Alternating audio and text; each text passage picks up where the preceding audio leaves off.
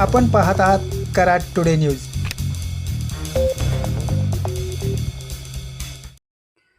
पुणे बेंगलोर महामार्गावर कोल्हापूर नाका ते कोयना पूल दरम्यान उड्डाणपुलाच्या भरावाच्या कामामुळे कोल्हापूरकडे जाणारी वाहतूक पंकज हॉटेल समोर वळवून ती उड्डाणपुलाखालून I love you Karad selfie point समोरून पुढे सलग करण्यात आली आहे।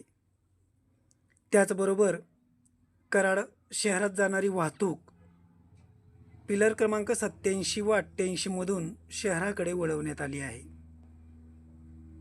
दरम्यान वाहतूक वळवल्याने कोल्हापूर नाका परिसरात वाहतूक पोलीस कर्मचारी तैनात करणे गरजेचे असताना वाहतूक पोलीस कर्मचारी माळे हॉटेल समोर कारवाई करण्यासाठी थांबत असल्याचे दिसत आहे।